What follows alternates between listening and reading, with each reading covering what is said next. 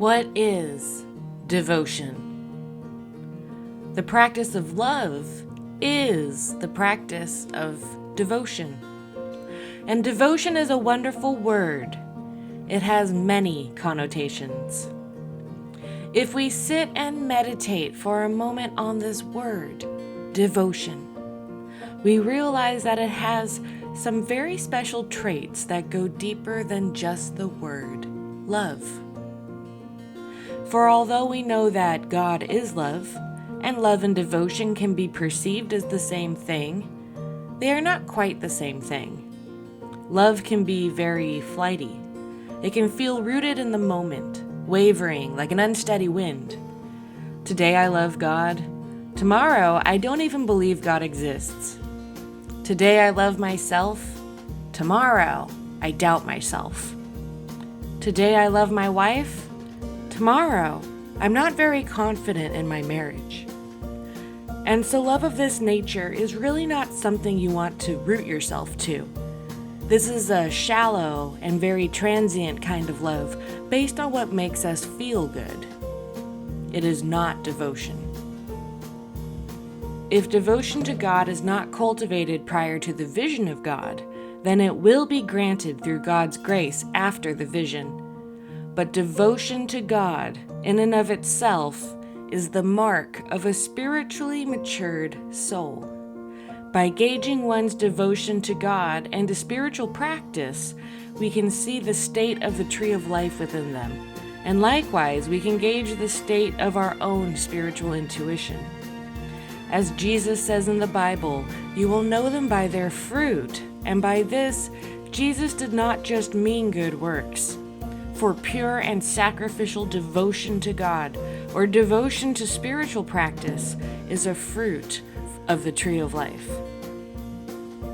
Devotion is a deeper spiritual love, and it is an aspect of love that is not often discussed outside of religion. Devotion is never inconsistent, nor based on how we feel in the moment. Devotion is the practice of divine love. To truly master devotion is to become one with God Himself, and for all of those incredible avatars, teachers, and prophets that have become one with God, the common thread of truth that unites them all is this aspect of supreme devotion. If you do not have devotion for God prior to liberation or enlightenment or Gnostic salvation, you absolutely will have devotion after it. To be devoted to something, we must overcome our tendency to chase after what makes us feel good. In this sense, devotion is discipline. So devotion has an aspect of self-restraint. When we say we are devoted to a spiritual practice, it's because we have adopted that spiritual practice as a way of life. Maybe we are devoted to meditation. Maybe we are devoted to knowledge and study. If we say we are devoted to it, it's more than saying that we love doing it. It's saying that we've avowed ourselves to it. We will do it no matter how we feel, no matter our mood, no matter the reward. We will do it because we are devoted. It is a sacred vow that I have made to myself, not for the sake of reward, but for the sake of spiritual growth. And that is enough. And this is an aspect of spiritual practice that correlates to discipline. We must have discipline to have devotion. Another trait of devotion is humility. The love that springs from devotion is grounded in supreme humility. Because as much as devotion is discipline, there is an aspect of deep sacrificial love in that word, devotion, that requires extreme humility. For we can only sacrifice if we are humble. To feel that deep and sacrificial love for anything in our lives, whether it's our children, whether it's our husband, whether it's our wife, whether it's our work, our community, or our congregation, we must have the humility that requires us to sacrifice our own happiness and our own needs in service to others. From that sacrifice, we give away the ego.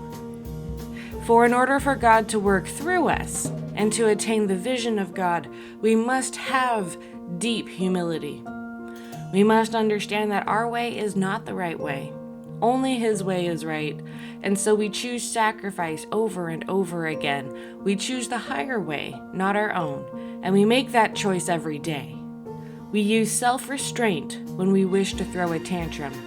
We say nothing if we can't say anything nice.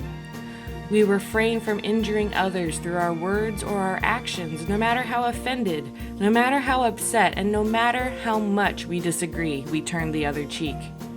And in giving away these small, unloving parts of ourselves, we become deep and detached and easygoing.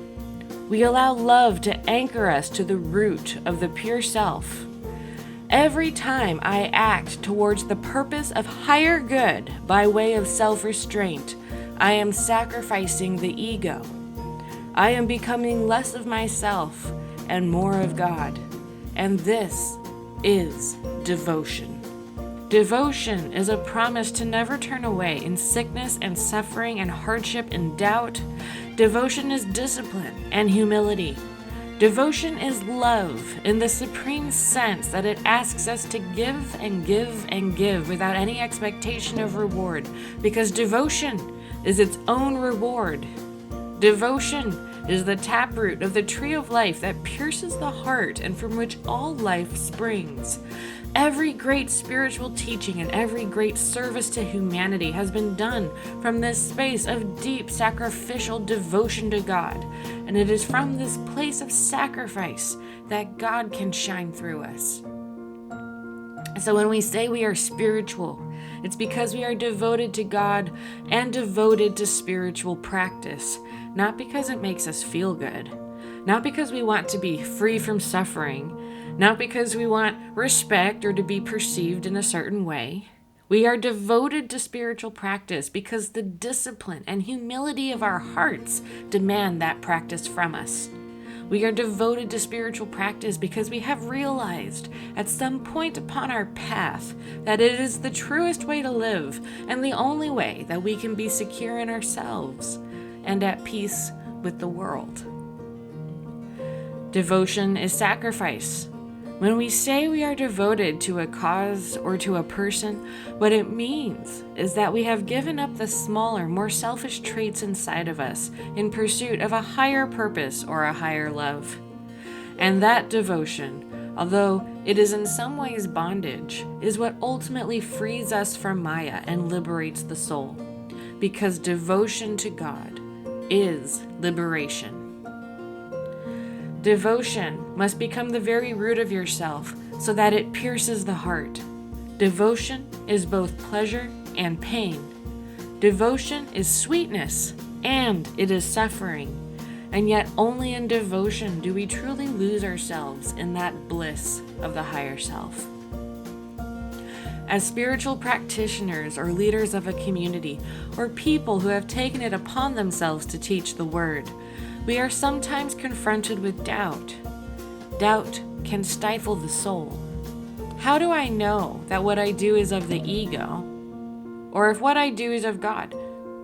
Are my actions towards the purpose of purity or of vanity? How do I know that what I am doing is right? Let us ask these questions in a different way. Is your practice and teaching grounded in supreme humility? Is it grounded in an attitude of service? Is it grounded in love? And not just feel-good love, but do we work from a space of devotion to God and to all life?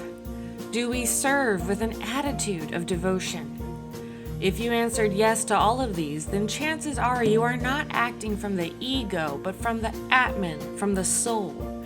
Because the soul has a sacred duty, and in this desire for God, you are fulfilling your sacred duty.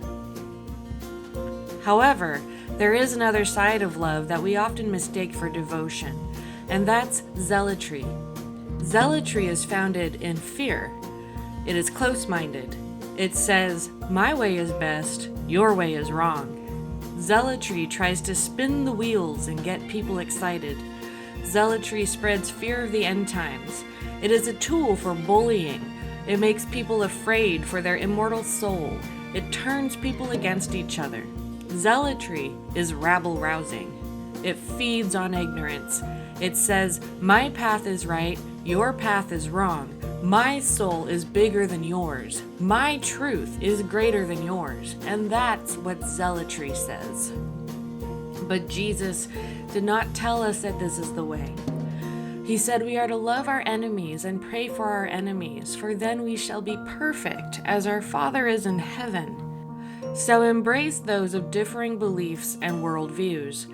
Love them as God loves them, and then you will be like God, and your salvation will be secure. Just love them and let God do the rest, and see how the power of supreme love works through you. Devotion to God is different from zealotry. Devotion is peaceful and quiet. Like a slow-moving river, it is calm yet powerful. Because devotion to God is spiritual strength. One who has devotion to God cannot be swayed by zealotry, lies, bullying, fear, or deceit.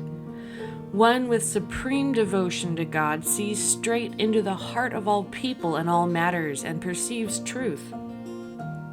Devotion doesn't need to speak loudly, because the depth of such pure and selfless love will come through our words when we speak. It will be seen in our wisdom, our self-restraint, our gentleness, and our forbearance. One who has devotion to God doesn't need to question whether or not their heart is in the right place, because it is firmly rooted in humility and loving sacrifice, and all of the works that come through you are good. Actions done from a space of zealotry can still serve good, for God works through many facets, but due to the impure intention of these works, they cannot reach very far. They are limited by their nature. The ripples they send out through the spiritual reality and the ocean of God's Spirit in which we dwell are limited. They fade or they refract, and they come back to the person by creating disorder, corruption, and confusion. There is an aspect of karma in works of zealotry. But when we do good works through supreme and pure devotion, the ripples that are sent out through the ocean of God's Spirit are pure. They harmonize with the one, and so they travel on and on and on indefinitely, infinitely, eternally, and they break the bonds of karma. They dispel Maya. They cleanse sin. These ripples of purity go on and on and on, and we know this is true because just look at the great teachings that came 2,000 years ago, 3,000 years ago. We're still talking about them today because these great teachings were rooted in supreme sacrificial devotion to God. Devotion is the highest path because it is the path where all other paths culminate. Perhaps you are doing good works and you don't want to have faith in God, and that's okay. But you can only take this so far before the vision of God comes upon you. And when that vision comes upon you, what you will be left with is supreme devotion. Perhaps your path is in the pursuit of knowledge. Logic, reasoning, and study can only take you so far, because knowledge only serves the ego unless it is tempered by humility and compassion. If knowledge is doing its job, what you are growing in is a practice of humility, for true knowledge and true education can only make us humble. As we grow in our humility, there will come a point that we let go of our material understanding. We turn inward or upward and we say, I know nothing. I understand nothing. This understanding is beyond me to master by myself. God, teach me. And from this root of humility, grounded in knowledge, grows the seed of supreme devotion. For from knowledge comes humility, and from humility comes compassion, and from compassion comes wisdom, and from great wisdom comes the sacrifice of the ego. Wisdom is always of God. People think knowledge is wisdom, but no. Knowledge only serves the ego, unless it is tempered by extreme humility. In truth, it is love that is wisdom, but not the transient, feel-good love that we may experience day by day, but the deep and sacrificial love that is devotion. This is true wisdom. In order to know wisdom and to see truth in that pure way, we must have humility and allow God to teach us and show us. And through this humility, devotion arises as the pure root of the tree of life. Devotion is the wellspring of life and the essential power of the Spirit. Any teaching given in the spirit of true devotion is the Word. Any work done from a space of pure devotion will be fruitful. Serving humanity with devotion to God will sacrifice the ego.